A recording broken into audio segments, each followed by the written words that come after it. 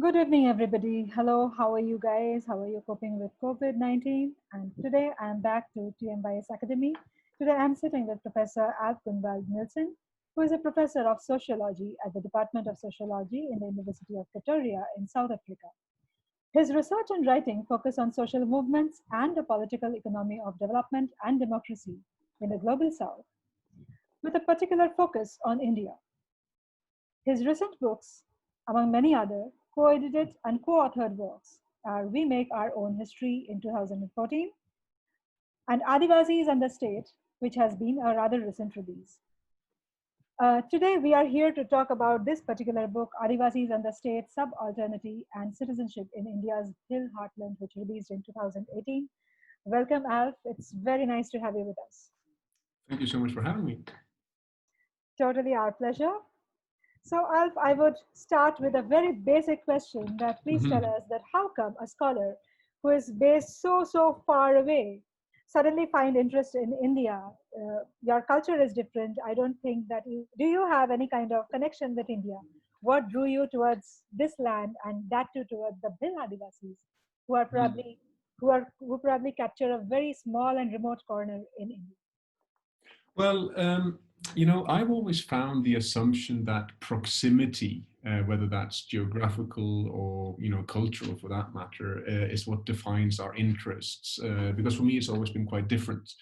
Ever since I was, a teenager, I've had a strong interest in radical social movements, and very often radical social movements that happened quite far away from, where I spent my teenage years, which was in a very small town in the southern part of Norway. And a lot of that came about just through happenstance and coincidences. So, for example, I developed a strong interest in the Black Power movement in the American context when a friend gave me a book about Malcolm X, just passed along a book like you do, and a few years later, I stole a copy of Dee Brown's book, Bury My Heart at Wounded Knee, from another friend, and I still haven't confessed to that actually to the friend in question. And that made me aware of, the long trajectory, if you will, of both violations of Indigenous people's rights and struggles to vindicate those rights by Indigenous people in the United States. Around about the same time, the Chiapas uprising happened in Mexico in 1994. So a lot of these things sort of informed my, I guess, consciousness of the world. And my interests. And that in turn took me towards ideas of anti-imperialism and anti-imperialism as a movement, which took me to issues of north-south inequality in the world system, and that shaped the choices the choices I made in terms of education. So I went into the field of development studies.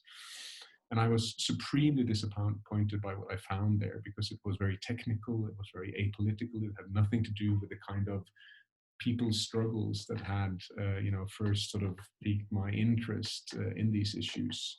And then one fateful evening, while I was studying in England, and this is where my sort of connection to India starts, I was speaking to a fellow student who happened to be a journalist from India who was doing a degree in the same department as I was whilst on sabbatical from this job, and I was complaining to him about how there was no scope for thinking about how development is about conflict and struggle over how our world should look really, what it should be like to live in our world. And I said that I wanted to write, a dissertation about what happens when social movements protest against the things that states and corporations call development. And he said to me, well, then if that's what you're interested in, then you really need to go and have a look at what's happening in the Narmada Valley in India, where there was, at that point in time, a huge movement ongoing protesting the Narmada Dam projects and the displacement brought about by that. I mean, it's one of the most significant, I guess, social movements that India has seen for a very long time. And in many ways, it was India's version of the Chiapas uprising, although it was never armed. And I took him, I took his advice and I headed off. This is exactly 20 years ago this year. So I headed off for the first time to India. I did my, undergraduate dissertation on the basis of that research. And obviously that was what then introduced me to the situation, if you will, and the struggles and the movements of Adivasi groups in India, because at the heart of that particular conflict is the dispossession that the dam projects on the Narmada River brings upon Adivasi communities, Bhil Adivasi communities, to be specific, in Maharashtra, in Madhya Pradesh, and in Gujarat. And everything has followed from there, really. It's been 20 years of trying to understand these struggles, what they're about, what they achieve, how the state responds to them. And that's sort of also what's condensed in my book, Adivasis and the State, which came out in 2018, which followed on from a study of the Narmada movement. So that's sort of where it all comes from. So, Professor, who are the Adivasis? According to what you have researched, you have found, what is your reading of the Adivasis, and what do you think is their biggest socio-economic and cultural conflict or status as of today? Well, if you look at the term itself, Adivasi, it's a term that originates in activism, and it's a term that means first inhabitant. So it's a claim to it's a claim to indigeneity. It's a claim to being the Aboriginal people of India, if you will. And that was grounded or emerged out of Adivasi movements in the state of in what is now the state of Jharkhand in the 1930s, right? So what had happened there was that the development of Jharkhand as a kind of hotspot, if you will, of industrial development under colonial rule had, of course, led to extensive dispossession of land and forests and water for Adivasi communities. And in that context, there had been multiple struggles throughout the entire 19th century trying to ward off, if you will, trying to protect Adivasi communities from those forms of dispossession. By the time the 1930s came around, it was quite evident that India was headed towards independence. And Adivasi communities in that context were really concerned that their rights needed to be respected and recognized within what would be the independent sovereign nation state of India. So there is, if you will, the root of what this the term means and what it represents. It's a claim to indigeneity. It's a claim to indigeneity that's born in struggle, and it's a claim to indigeneity that seeks to achieve recognition and redistribution for a historically marginalized group.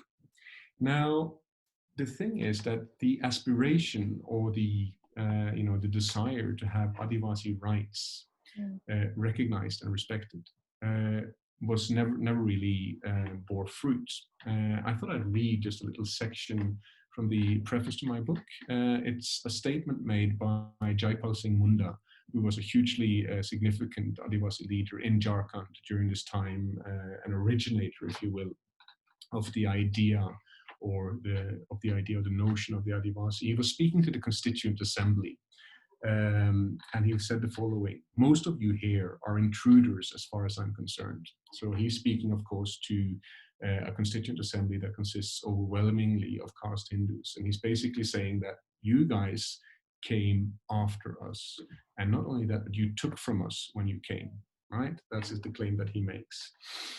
And then he goes on to say, "I take you all at your word that now we are going to start a new chapter, a chapter of independent India where there is equality of opportunity, where no one would be neglected." So he's basically saying that if you're bringing about this free democratic nation, that free democratic nation has to respect Adivasi rights. That never happened. During the 70 years in which India has been an independent nation state, what we have seen is the continuation of the dispossession that started under colonial rule. We've seen basically lands being taken, we've seen forests being taken, we've seen Adivasi labor being exploited to the hilt. And we've also, of course, seen the Indian state refusing to recognize the Adivasi claim to being India's Aboriginal people. The Indian state recognizes Adivasis as scheduled tribes, so there's no recognition of the claim of aboriginality, if you will. The constitutional schedules, in turn, the 5th and 6th schedule, affords certain protections, certain forms of affirmative action, and in the Northeast, also certain forms of self-rule. But there is no recognition, no admission, if you will, that activists who claim that, you know, we were the first ones here, that claim actually, that's a claim that's recognized by the state. And the result of all that can be seen in some very depressing statistics. So, for example, 45% of India's Adivasi population lives below the poverty line.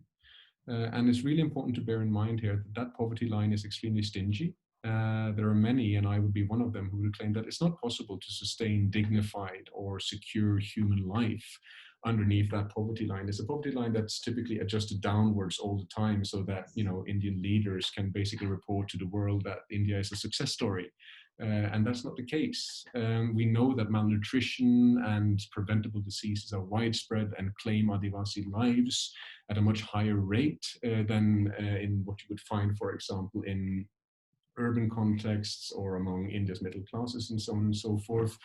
And all of this results in premature death. And when I say premature death, I'm not kidding. I mean that the statistics show us that life expectancy for Adivasis in India is 43 years, whereas if you look to upper class, middle class Indians, their life expectancy ticks in at 60 years. And there's a considerable difference. And all of those things are basically indicators that show us the kind of toll that the developmental trajectory that India has pursued in different ways and in different phases since 1947 is one that has basically made, and this is a claim that I've made quite often, it's one that's made Adivasi lives not matter. It's one that has made Adivasi life disposable. And that, for me, raises some really significant questions about what kind of society and what kind of economy this is, in which groups are simply there for, you know, to be expendable, to be disposable, to be exploitable. And that's really a matter of concern. Now, you asked a question also about sort of the cultural position. And I think here, again, it's really important to keep our eyes sort of peeled at what mainstream Indian society actually, does or thinks or says in relation to Adivasi communities. And very often when I'm asked this question or questions that are similar to it, I say that, you know, the cultural position of Adivasis in contemporary India is summed up by something that you would be able to see going back some 10, 11 years when you flew into Ranchi, the state capital of Jharkhand, and you landed at Birsa Munda Airport. So obviously an airport named after the leader of one of the most significant Adivasi revolts against colonial dispossession in India. And you come out of the plane and you enter into the sort of the airport building, the terminal itself, and there are two posters there. There used to be two big posters. One of them was basically a poster by the Jharkhand State Ministry of Tourism, featuring Adivasi groups, dressed up in what would be typically considered to be traditional clothing and so on and so forth, and being held up as a tourist attraction or as something in between, a museum item and a tourism attraction.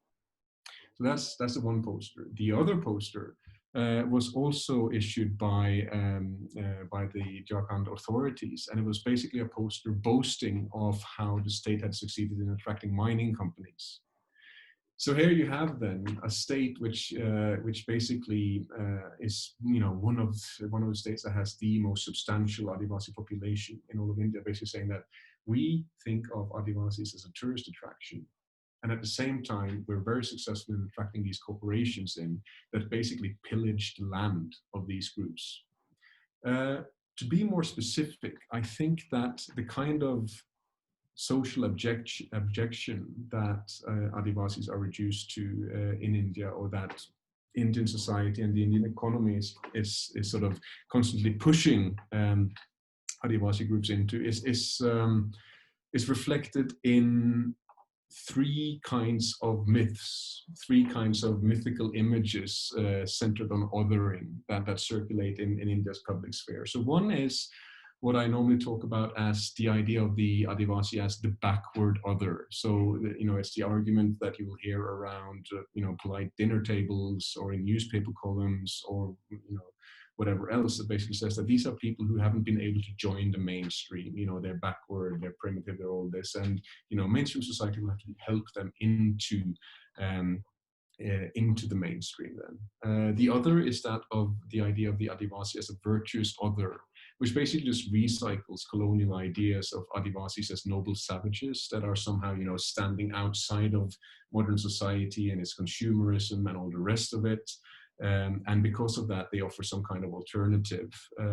Most of the time, that just sort of that goes hand in hand with this, you know, with the idea of Adivasis as museum items, you know, more than as real people. And the final figure is that of the dangerous other, or the Adivasi as dangerous other.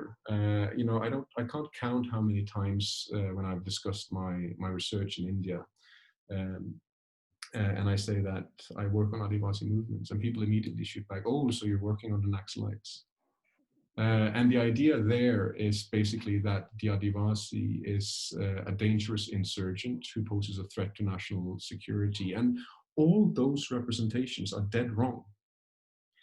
You cannot say that, you know, a social group or a community whose lands, whose water, whose forest, whose labor has been exploited, you know, to an extreme degree in order for India to achieve the economic growth that it's been through, is in any way outside of modern society. They're at the heart of it.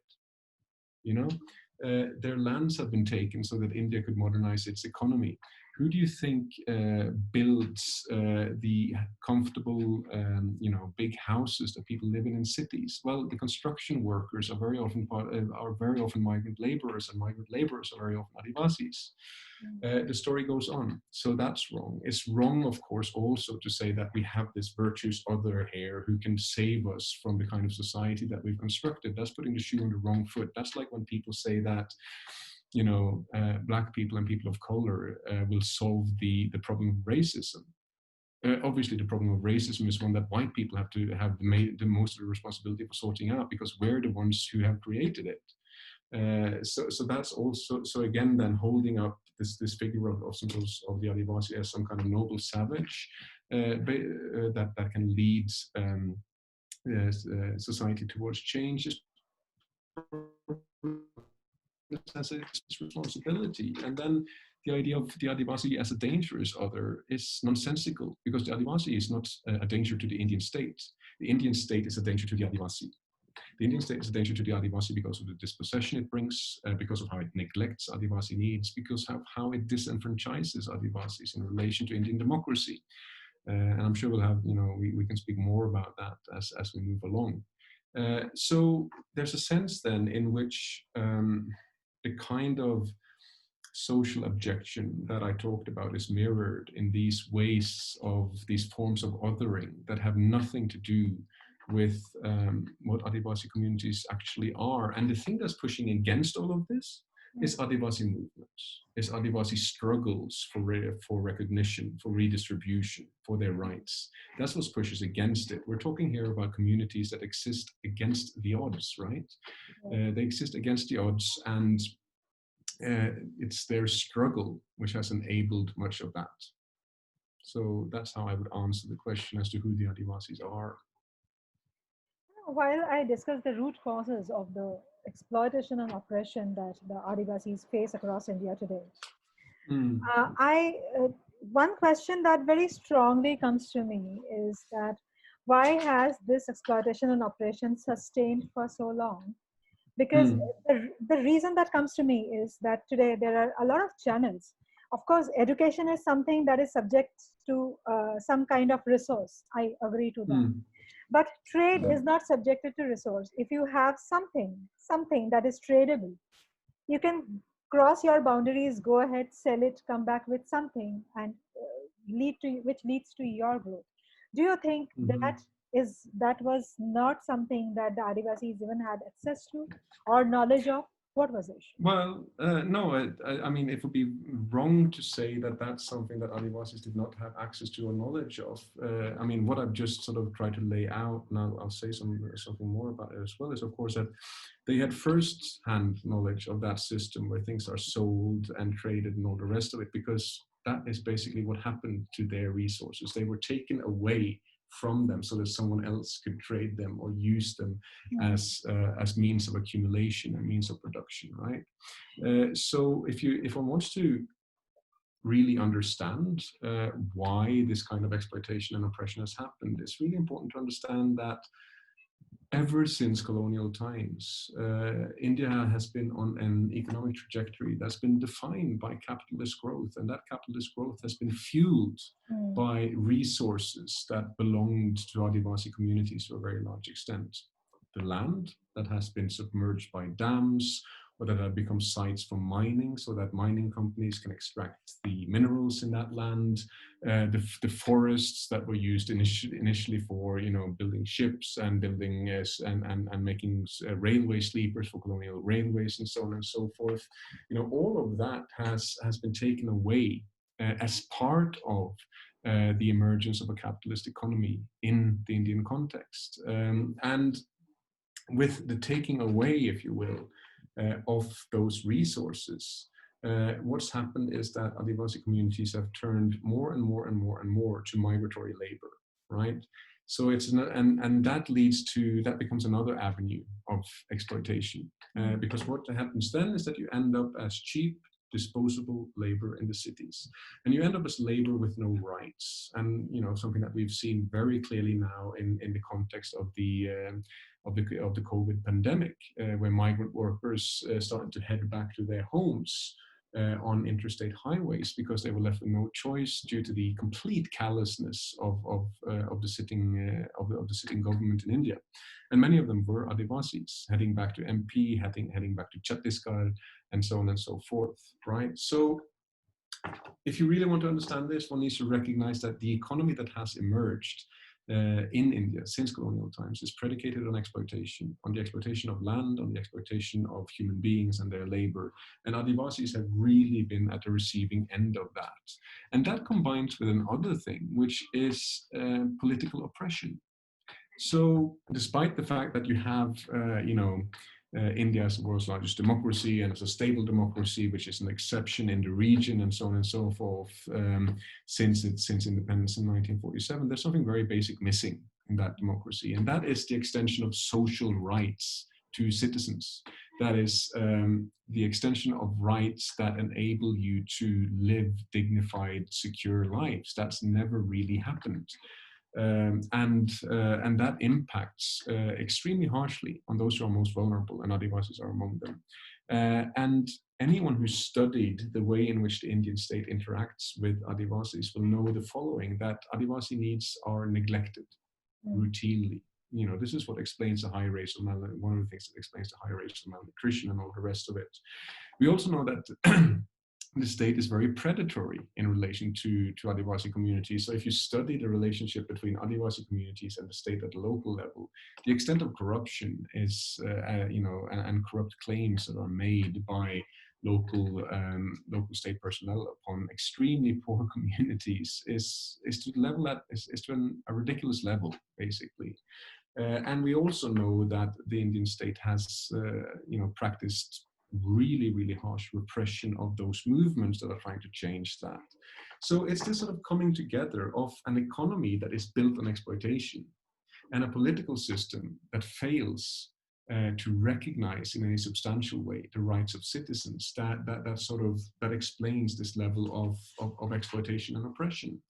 And that's also why I say that when we look at these situations, we have to really reflect upon what kind of society we're talking about here and what kind of economy one's talking about here, and whether that's actually a society and an economy that can offer decent and dignified lives to those who are most exploited. And I would strongly doubt it, to be honest.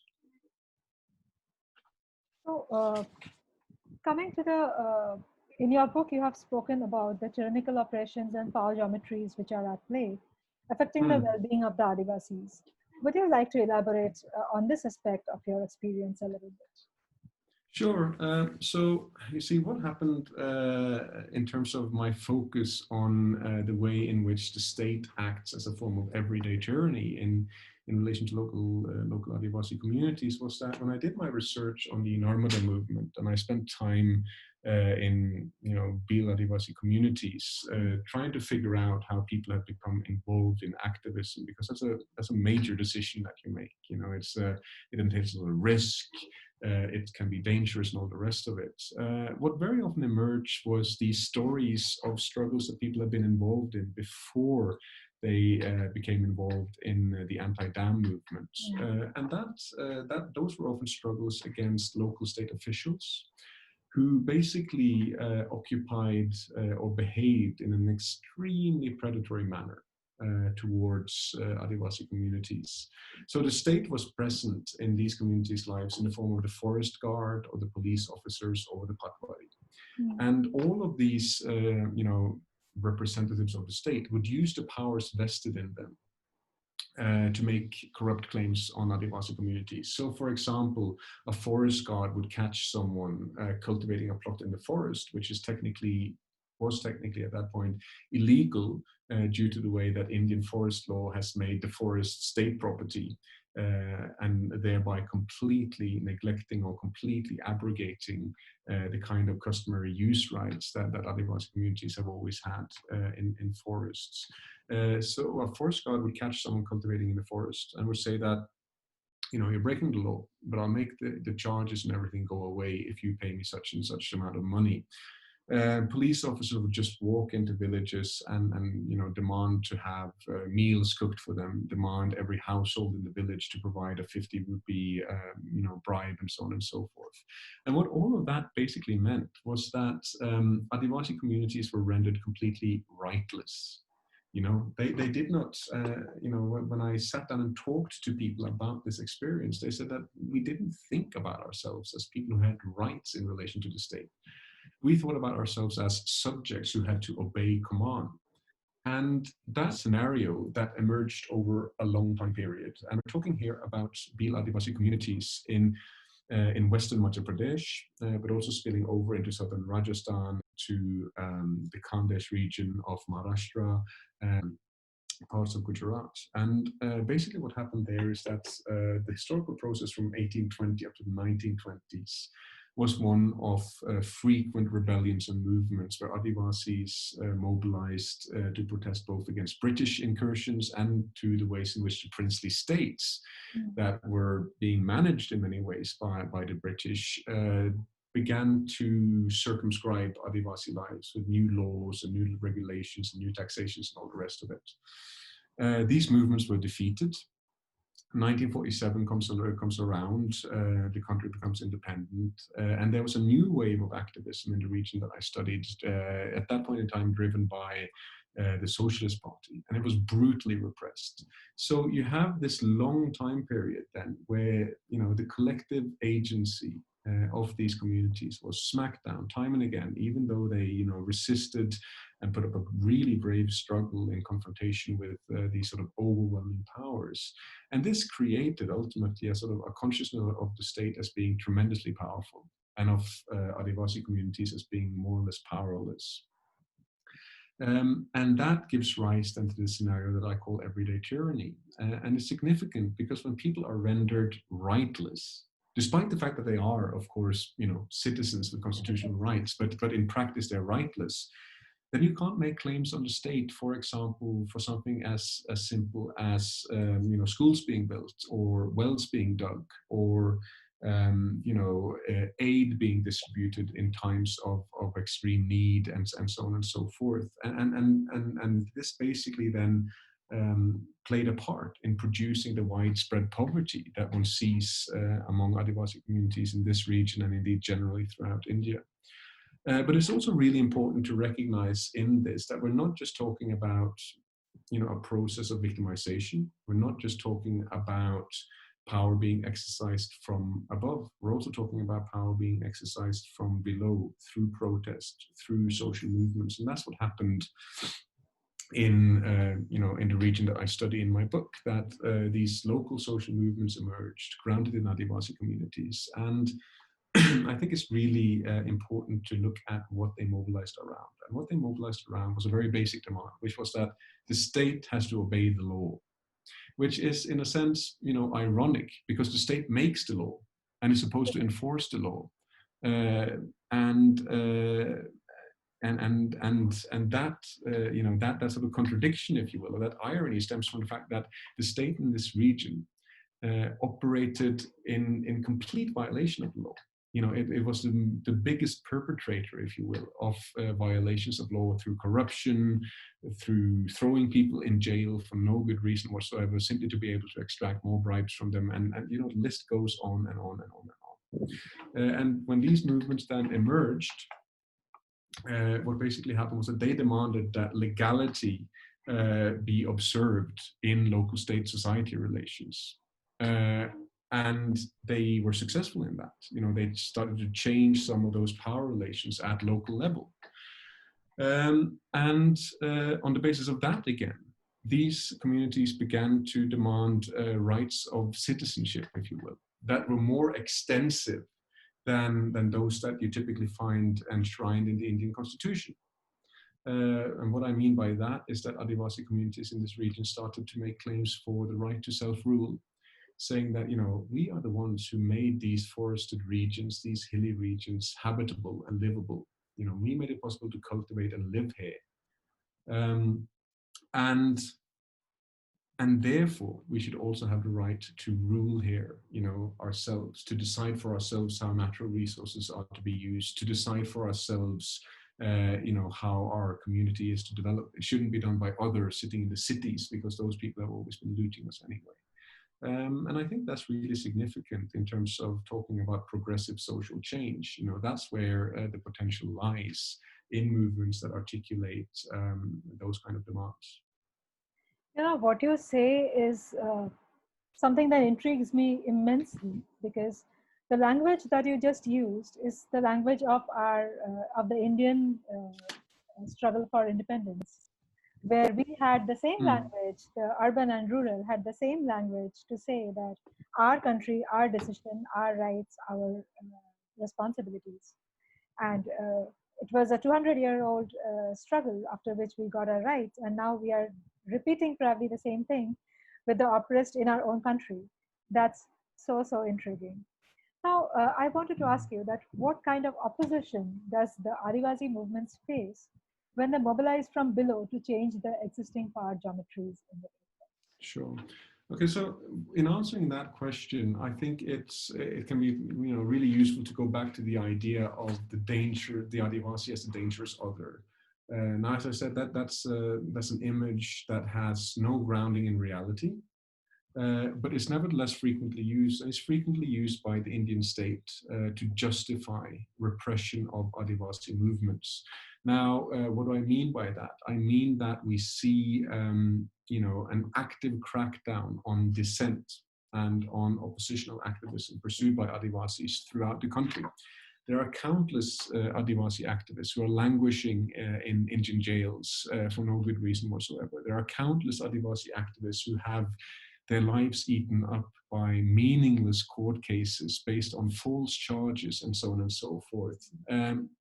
And obviously, there's also more sort of large-scale forms of oppression or repression, rather, of Adivasi movements, which we saw starting in sort of around 2004, 2005 in Chhattisgarh, when all of a sudden the state there launched the Salva Judum, where they actually used Adivasi youth against Adivasi communities, which was a very clever ploy, because the state was able to say that this has got nothing to do with us. This is just, internecine warfare, if you will, between Adivasi groups or between internal to Adivasi communities. And what was actually being done was that vigilante groups were being mobilized in order to crack down on Adivasi communities. We also saw it when the Indian state launched Operation Green Hunt.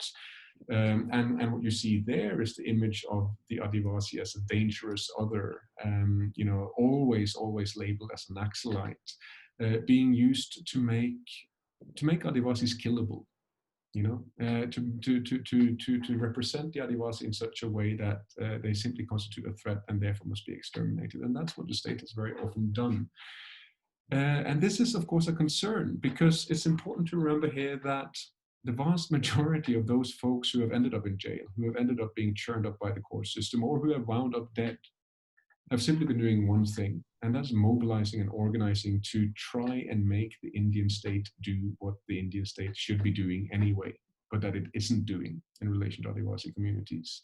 And that's a point that has to be repeated time and again, in the sense that there seems to be almost a total lack of awareness that protest is about using constitutional rights. And that's what these activists are doing, right? Constitutionally guaranteed rights. So the problem doesn't lie with the protest. The problem lies with the repression of those protests, the repression of that activism. That is what constitutes a danger.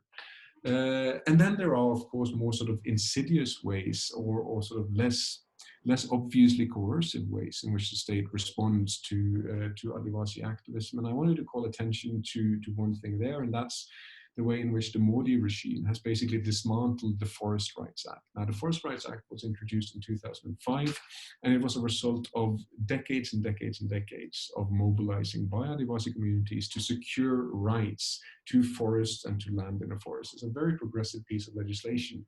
And it was a thorn in the eye of corporate groups in India and also beyond, in terms of corporate groups that wanted to invest in the country. Because the Forest Rights Act basically vested decision-making powers in terms of what could and couldn't be done with forest lands in the Gram Sabha, right? Which was really quite an irritant to those who wanted to invest in mining projects and so on and so forth in these areas. And what does the Modi regime do? Well, the Modi regime basically dismantles the Forest Rights Act. So that's another form of response, if you will, from above to Adivasi movements.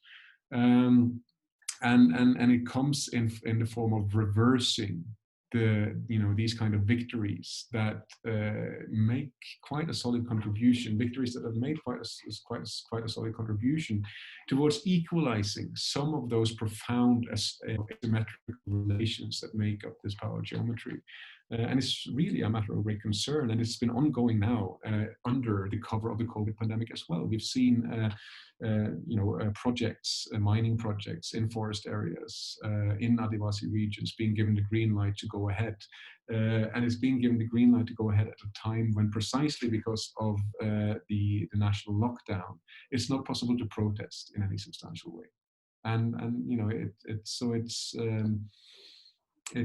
these are the kind of things, in my opinion, that threaten the substance of democracy. It isn't the protesting, it's actually the reactions to the protest that's threatening the substance of Indian democracy. Alf, my last question to you. Vis-a-vis other countries, how do you look at India as the largest democracy, which you too mentioned in your conversation? India is the largest democracy in the world with so many distinct voices, and yet within this huge population of ideas and noise, there are many suppressed and unheard communities. The fact that you have released your 2019 book titled Indian Democracy, Origins, Trajectories, Contestations makes it rather relevant for me to bring you to this. Sure. Well, again, it's obviously important to recognize the fact that Indian democracy has been resilient, has been stable over a long time, and that it was quite remarkable that India made that transition from having been, a colonial or ruled as a colony to being a fully enfranchised democracy in 1947. And that was a democracy that arrived with the promise, as Nehru put it in his speech, on the eve of independence, with the promise of ensuring justice and fullness of life to every man and woman in the country. Yeah. Now, here's the thing, though. The trajectory of Indian democracy has betrayed that promise. And that's evident to see when you look at what's happened to Adivasi communities during these 7 decades. It's evident when you look at what's happened to Dalit communities over those 7 decades. It's evident when you look at what's happening today to the working poor, whose lives are extremely expendable, extremely disposable in the economy that has emerged in India. It's also evident that a promise has been betrayed when we look at small and marginal peasants in the countryside and the fact that they're struggling with an agrarian crisis that never seems to come to an end. And it's also very evident when we look at how Indian women are at the receiving end of gender injustices and gender violence that are horrifying, to use a polite word about it. And that, to me, is the paradox that one has to understand. Why is it that this sort of stable, resilient democracy that arrived on the stage, so to speak, with this grand promise, has betrayed so many groups, has failed to bring justice and fullness of life? And if we want to do that, we need to turn from Nehru to Ambedkar, who, of course, was a great Dalit leader and also the architect of the Indian Constitution. And I think we need to turn to something that he said in a speech that he gave just as the work of the Constituent Assembly was wrapping up, where he basically said this, as India was about to launch into or launch onto the path of constitutional democracy, that the life of that democracy would be a life of contradictions. In politics, he said, we will have equality, and in social and economic life, we will have inequality. So what he was talking about there is that, yes, we're now launching a new phase in our history where everyone will have equal civil and political rights. But beneath that thin veneer of equal civil and political rights, social injustice will continue. And it will continue because there was no attempt at substantial reforms to bring about recognition and redistribution. There was no attempt to implement substantial reforms that could eliminate class-based exploitation. There were no significant reforms that could work in such a way as to really challenge caste-based oppression and discrimination. There was really no reforms that could bring an end to gender injustice. I mean, I could go on and on and on and on, but these were the limitations of the world's largest democracy as it was launched. And those limitations are still there today and continue to haunt India's democracy. And I think that's something that needs now to be at the center of debates. I think that in addition to discussing that paradox, the paradox that you have, a democracy that has granted equal civil and political rights to everyone, one has to really talk about the fact that it has not worked in any kind of way to substantially advance reforms that can bring about social justice, that can bring about an end to caste-based oppression, that can bring about an end to gender injustice. In addition to that, I think we need to speak very openly and very vocally and courageously about the fact that India now stands faced with the gravest threat to its democracy since the inception of democracy in 1947. And what I'm talking about is not just the BJP and Narendra Modi. I'm talking about the fact that power in India right now is being held in a vice-like grip by the Hindu nationalist movement that the BJP and Modi are a part of. Right? They are, if you will, the political figurehead of that movement.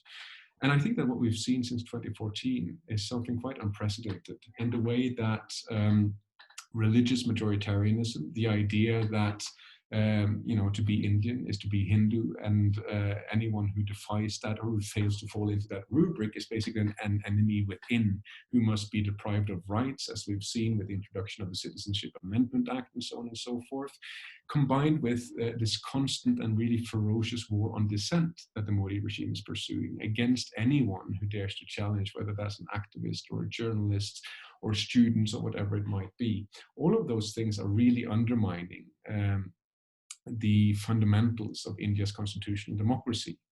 And it's doing that at the same time as the government is working on high gear to ensure that those who have bankrolled the electoral campaigns for the BJP and Modi are able to line their pockets. For example, by opening up for mining projects in forested areas and so on and so forth. We've seen this really at work during the pandemic, where the regime has been using the national lockdown as a cover to arrest people who, again, have been engaging simply in constitutionally guaranteed or using their constitutionally guaranteed right to protest and to protest to uphold secular citizenship. So that should be a matter of deep concern. So there are two things happening, really, when we look at Indian democracy today, if you ask me. And one is the sort of slow-burning contradiction of a democracy that has failed to advance substantial reforms that can challenge unequal relations of power more generally.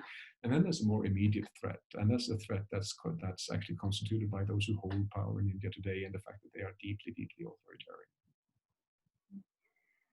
Thank you so much, Alf. I mean, that was a very, very insightful conversation, and I really, really thankful. I'm really, really thankful to you for your time. No, It was, thank you. It's a pleasure. yeah, and that was a very interesting anecdote that you have shared with us. The purpose of this session was to understand your research from a more layman's perspective, so that it Sure. doesn't remain trapped within the academic realms of it. And I really thank you for the insights that you have provided us. Oh, thanks for having me. It's a pleasure. Our pleasure too. Thank you so much, audience, for viewing us. As I always say, that we are in a situation of pandemic. We are in a situation of social isolation, but this should not be an intellectual isolation. Keep reading, keep thinking, keep questioning, keep writing. Thank you so much.